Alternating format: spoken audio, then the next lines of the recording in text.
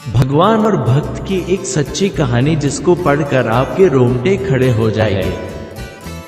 दोस्तों, बड़े बड़े कहते आए हैं भक्त के वश में है भगवान। ये बात बिल्कुल सच है। अगर हम दिल से उसको मानते हैं तो भगवान हमारे हमेशा साथ रहता है, हर काम में हमारा हाथ बांटता है। आपने बहुत कहानी सुनी होगी जिसमें भगवान उनके साथ उनके हर काम में हाथ बंटवाते हैं। जैसे ब्रह्मानंद गुरु जब सिर पर गठ लेकर आते थे तो उनका गठ अपने आप उनके सिर से ऊपर उठकर आता था। उसी प्रकार कृष्ण भक्त जना भाई जब घर का काम करती थी और काम करते समय भगवान के भजन करती थी तो जब वह थक जाती थी तो उसका आधा काम खुद भगवान करते थे। इसी तरह नरसी भक्त की बेटी का भात भगवान खुद आकर भरते हैं। दोस्तों, भगवान तो हमेशा हमारे साथ है, बस वो तो हमारी श्रद्धा देखता है कि कितनी है।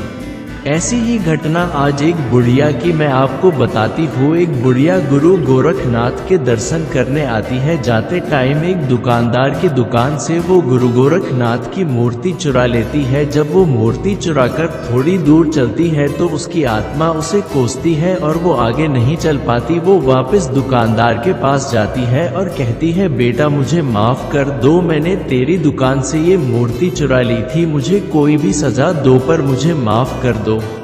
दुकानदार कहता है, तुम मेरी माँ के समान हो, मैं तुम्हें क्या सजा दे सकता हूँ। सजा देने वाले तो गुरु महाराज है। जब तुम ये मूर्ति चुरा कर ले गई थी तो तुम्हारा बटवा यही रह गया था जिसमें 2000 रुपए थे। उसकी कृपा हो तो कोई किसी का कुछ नहीं बिगा सकता।